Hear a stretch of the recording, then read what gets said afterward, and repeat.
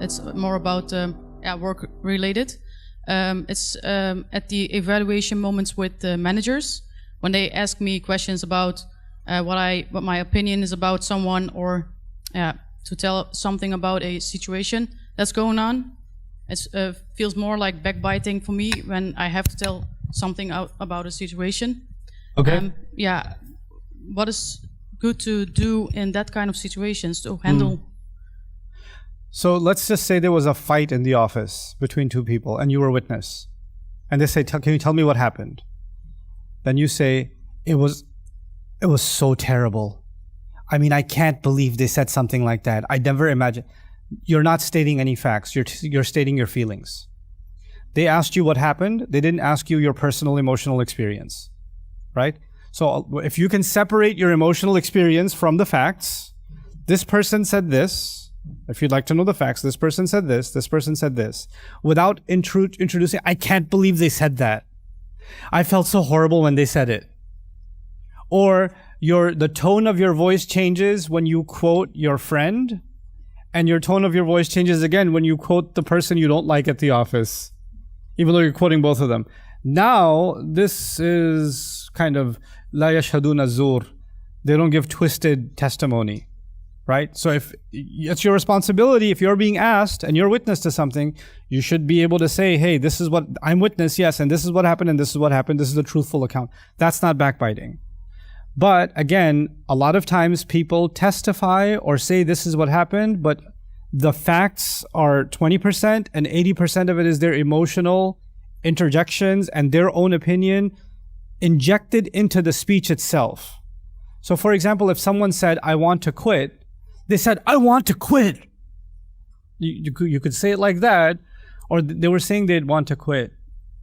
And you could not include your own kind of juice, spices to the speech. So and if that's the case, you have to be able to say, right?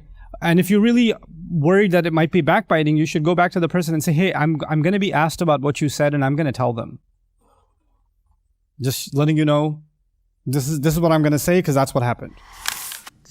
So my question is about how can you strike a balance between not showing off with your good deeds and following the sunnah, and also at the same time you want to be kind of an example for people and bring people along with you in the deen. So how do you have to, of course your intention has to be right, but how do you strike that balance if you don't kind of show certain behaviors or things, and how do you... Can you give me an example? For example, some people post things on social media because they want to influence people in a good way, but then it can also come across as, oh, look at me, I'm a good Muslim. So how do you balance that? On the one hand, you want to take people along with you, but then on the other hand, you don't want to be like, oh, look at me, I'm doing everything so well. I think it just has to do with honesty. That's all. Like, if you're doing something beneficial, you can talk about how it benefits you without talking about how great you are, giving the impression that you're amazing. Like, I've been speaking publicly about Islam for 25 years, right? But I don't think I present myself a certain way. Like, I'm very moved by the ideas that I'm presenting. I'm very convinced of what it is that I'm presenting. But in no way, in shape or form am I trying to convince people that I am the living example of these ideas, right? I would like to live up to these ideas as much as you. So us talking about that doesn't mean that I am the representation of these teachings. But I am as much a seeker of them and a beneficiary, well, a desiring beneficiary of them as you all are, right? So we're all innani min al-muslimin. I'm from among the Muslims, but that doesn't. I don't have to come out and say, by the way, I'm not better than you. I'm a very humble person, and I don't have to do any of that. You just have to be honest, right? And I think genuineness is something you cannot generate. It just comes across, right?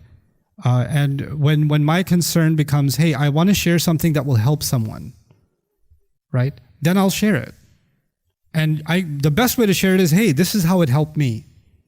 Because that's genuine, right? This was a problem and this really helped me. I hope it helps you too. Meaning it's the same as if you were talking to a friend across the table at a coffee shop and you were giving them the advice that helped you. That same level of sincerity, if you can replicate that if you're talking to the public, fine. Fine. Then it's not showing off. The clip you just watched was me answering someone's question they had about the Quran. This is part of the Deeper Look series of Bayyinah TV. You can catch that on bayyinahtv.com, where we take a deep dive into every surah of the Quran, ayah by ayah, and try to contemplate and learn everything we possibly can from that ayah. So I want you to join that series and see how many of your questions are getting answered through that deep dive discussion. Join us at bayyinahtv.com for the Deeper Look series.